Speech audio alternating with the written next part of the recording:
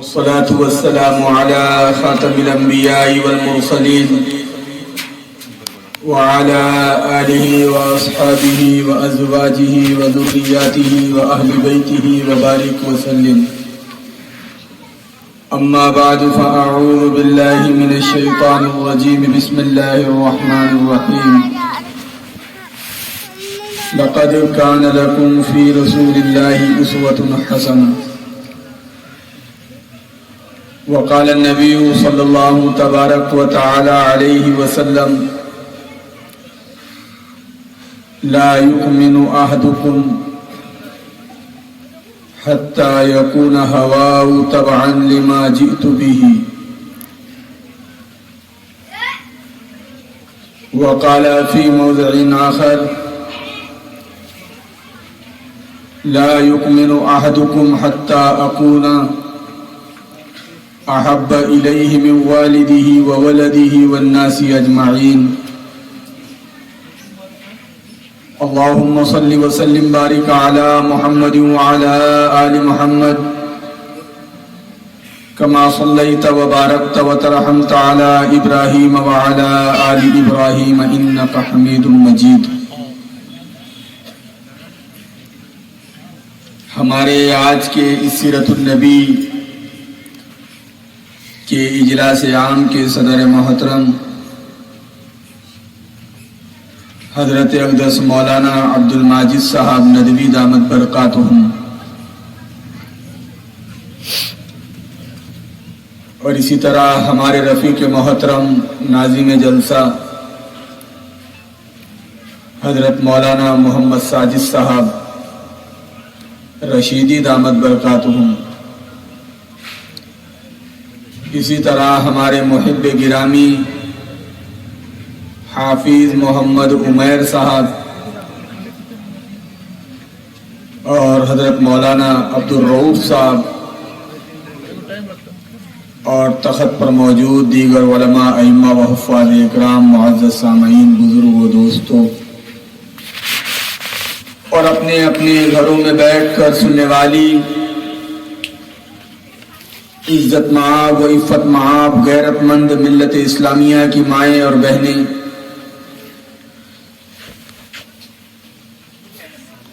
یہ کتنا مبارک و عنوان ہے کہ میں اور آپ اور ہم تمام نبی اکرم محسن انسانیت پیغمبر اعظم حضرت محمد صلی اللہ علیہ وسلم کی زندگی، آپ کی مبارک اور پاکیزہ زندگی کو سننے کے لیے اور اپنے ویران دلوں کو پیغمبر صلی اللہ علیہ وسلم کے ذکر بامسعود سے آباد کرنے کے لیے،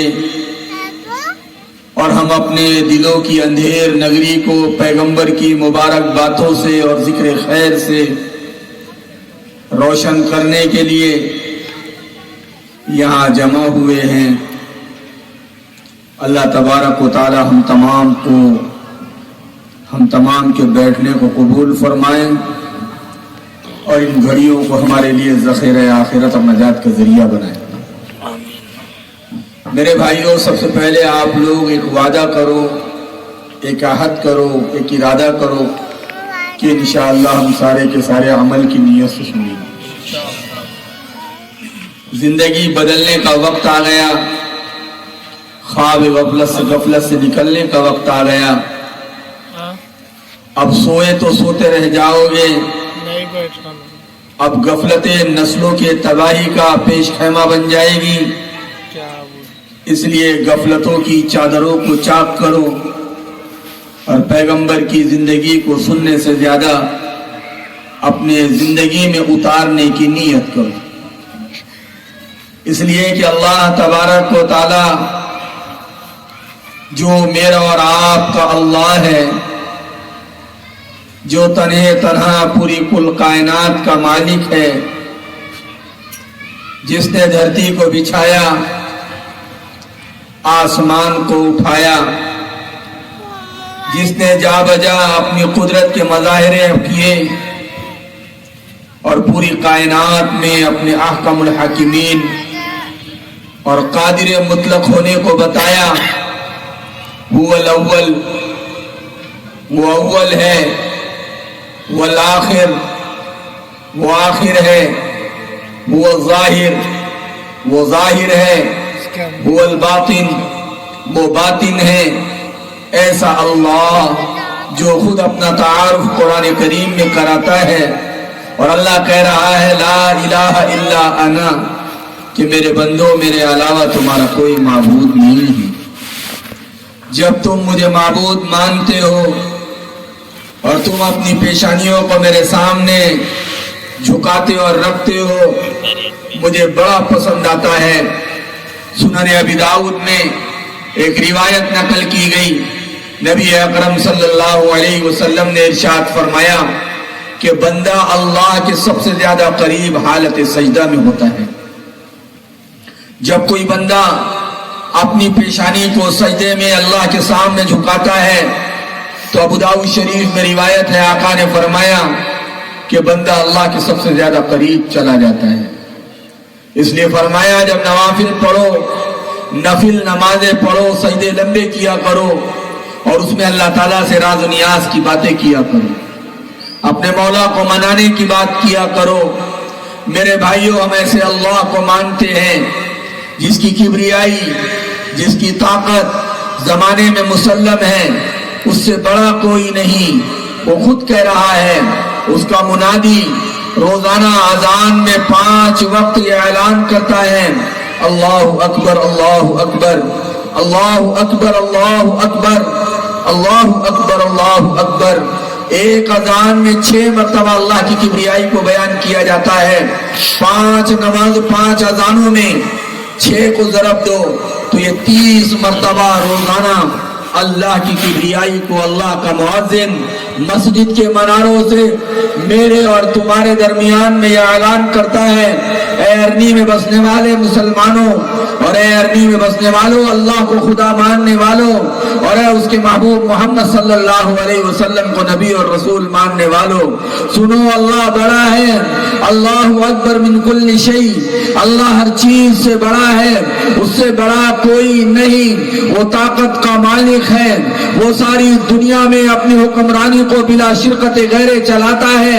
اس کا اقتدار، اس کی سلطنت بغیر کسی مشیر کے اور معاون اور نظیر کے چلتی ہے. اس لیے فرمایا ولا معین لہ، نظام کائنات کے چلانے میں اس کا کوئی مددگار نہیں. ولا مشیر لہ، اور کائنات کے نظام کے چلانے میں اس کا کوئی مشیر اور اس کو کوئی مشورہ دینے والا نہیں. وہ تنہا ہے جس نے خود اعلان کر دیا قل هو اللہ احد. اے پیغمبر ساری دنیا کے انسانوں کو بتاؤ کہ تمہارا اللہ ایک ہے، تنہا ہے. قل هو اللہ احد اللہ الصمد، اللہ بے نیاز ہے. ساری کی ساری دنیا حدیث قدسی میں ہے، پیغمبر نے ارشاد فرمایا کہ اللہ رب العالمین فرماتا ہے یہ ساری دنیا کے لوگ ایک جگہ جمع ہو جائے اور سارے کے سارے اللہ کو مانے، دنیا کے اندر کوئی نافرمان نہ ہو، سارے کے سارے فرما بردار ہو. انسان ہی نہیں، جنات بھی تمہارے ساتھ آ جائے، تمہارے فرشتے بھی تمہارے ساتھ آ جائے، اولین و آخرین. سب سے پہلے انسان سیدنا ابو البشر اول حضرت آدم علیہ السلام سے لے کر آج تک، اور آج سے لے کر قیامت کے آنے والے دن تک آخری انسان اور جنات سارے کے سارے قاموا فی صعید واحد. حدیث قدسی میں ہے، پیغمبر ارشاد فرماتے ہیں کہ اللہ کہہ رہا ہے سب ایک میدان میں جمع ہو جاؤ اور سارے کے سارے میری عبادت کرو، پلک جھپکنے کے بغیر بھی کوئی نافرمانی نہ کرے. اللہ کہتے ہیں تمہارا یہ ساری فرما برداری کرنا میری عزت میں ذرہ برابر بھی فرق پیدا نہیں کرتا، میری عزت بڑھنے والی نہیں ہے. اور تم سارے کے سارے میری نافرمانی پر اتر جاؤ. تمہارے انسان، تمہارے جنات، فرشتے سب کو اپنے ساتھ ملا لو، جو گئے ان کو بھی لے کر آ جاؤ، جو آنے والے ہیں ان کو بھی جمع کر لو، اور سارے کے سارے پلک جھپکنے کے برابر بھی میری فرما برداری نہ کرو، نافرمانی کرتے چلے جاؤ تو ذرہ برابر بھی میرے عزت میں فرق نہیں آنے والا. کیونکہ اللہ الصمد، اللہ کی ذات بے نیاز ہے، ان کو تمہاری میری عبادتوں کی ضرورت نہیں. ہم عبادت اس لیے کرتے ہیں کہ ہم کو ضرورت ہے کہ ہم اللہ کی عبادت کریں. اس لیے ایسا اللہ جس کی طاقت زمانے میں مسلم ہے. میرے بھائیوں، اس وقت میں سب سے بڑا اس امت کا المیہ یہ ہے کہ یہ امت اللہ کے قرآن نازل کردہ کتاب قرآن مجید کو پڑھتی نہیں ہے، سمجھتی نہیں ہے، حالانکہ بہترین علاج ہے قرآن کریم کا ترجمہ اور تفسیر.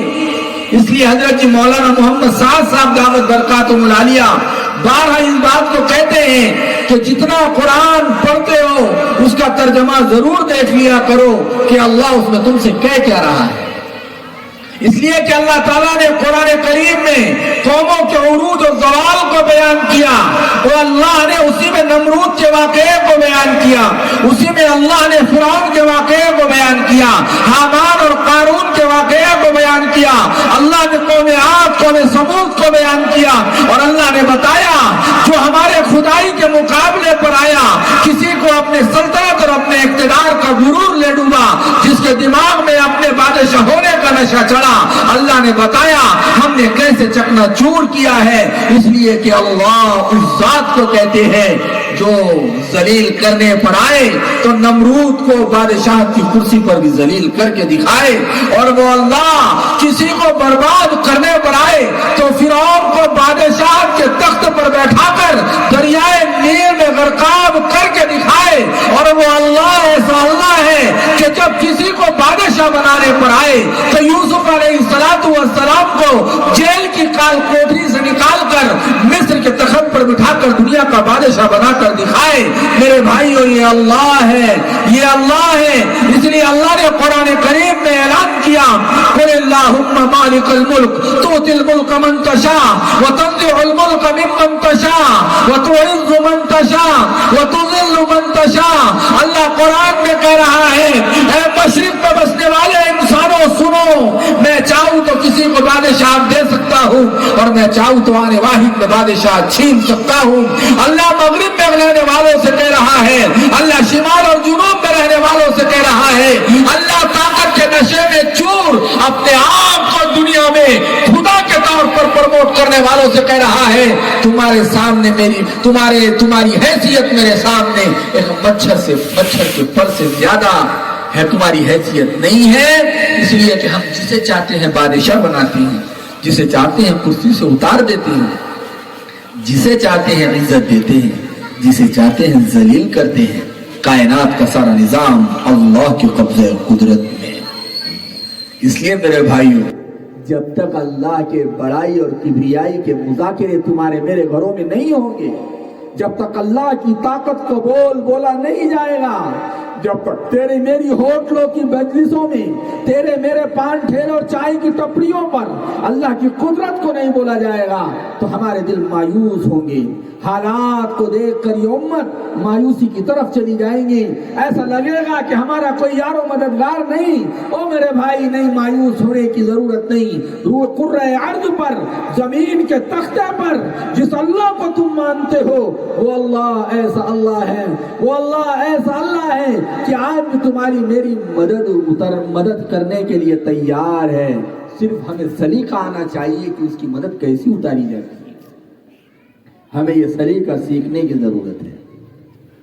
غزوہ بدر میں صحابہ کرام رضوان اللہ تعالی علیہم اجمعین 313 وقت کا باطل سمٹ کر آ گیا ہے، اور کرۂ ارض پر اللہ کی توحید کا اعلان کرنے والے 313 نفوس، پاکیزہ جانیں، اور اس میں میرے اور آپ کے آقا کالی کملی والے گنبد خضرا کے مکی محمد الرسول اللہ صلی اللہ علیہ وسلم کی ذات گرامی ابو بکر صدیق رضی اللہ تعالی عنہ، عمر فاروق رضی اللہ تعالی عنہ، عثمان غنی رضی اللہ تعالی عنہ، علی المرتضی رضی اللہ تعالی عنہ.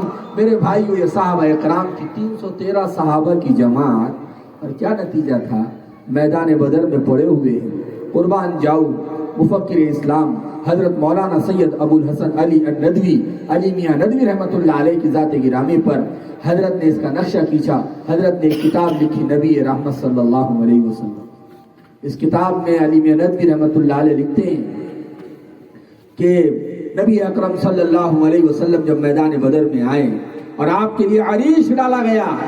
آج الحمدللہ میدان بدر میں جہاں پر اصحاب بدر نے اس وقت کے باطل کے مقابلہ کیا تھا اور اس وقت کے ظلم کے خلاف عدل اور انصاف کی بالادستی کو قائم کرنے کے لیے اور دنیا میں ظلم کو ختم کرنے کے لیے اور انصاف کو بول بالا کرنے کے لیے، مظلوموں کو ان کا حق دلانے کے لیے، بیواؤں کو ان کا حق دلانے کے لیے، عورتوں کو عزت دلانے کے لیے، غلاموں اور باندیوں کو عزت دلانے کے لیے، میرے بھائی، اور ظلم کے خاتمے کے لیے پیغمبر نے 313 صحابہ کو میدان بدر میں لا کر ڈالا ہے. اور قربان جاؤں، علی میاں ندوی رحمۃ اللہ علیہ کہتے ہیں روئے زمین پر مٹھی پر 313 لوگ تھے جو صرف اللہ کی توحید بیان کرتے تھے. 314 بھی نہیں تھے. ایک روایت میں ہے کہ اصحاب بدر کی تعداد 314 تھی اور بعض کہتے ہیں کہ 313 تھی. بہرحال لیکن ان کے علاوہ روئے زمین پر کوئی توحید کی بات کرنے والا، اللہ کے سامنے پیشانی ٹکانے والا، اللہ کے نام پر رونے دھونے والا، اللہ کے نظام عدل و انصاف کو لوگوں کے دل و دماغ میں بھرنے والا کوئی نہیں تھا سوائے 313 کے. اس لیے پیغمبر علیہ الصلوۃ والسلام پریشان ہوئے اگر آج یہ 313 ختم ہو گئے اور یہ انصاف کے علمبردار اور یہ ظالموں کے سامنے کھڑے ہونے والے اور یہ اللہ کی توحید کو بولنے والے اور یہ اللہ کی عبادت کرنے والے ختم ہو گئے. میرے بھائیوں، علی میاں ندوی رحمۃ اللہ علیہ کہتے ہیں نبی اکرم صلی اللہ علیہ وسلم نے، روایات کے اندر ہے، نبی اکرم صلی اللہ علیہ وسلم کے لیے تھوڑا سا سائبان بنایا گیا، چھپر بنایا گیا، جس کو عربی میں کہتے ہیں عریش. جو لوگ عمرے کے لیے اور حج کے لیے گئے ہوں گے، الحمدللہ وہاں پر ایک عالیشان مسجد عریش کے نام سے قائم کی گئی ہے.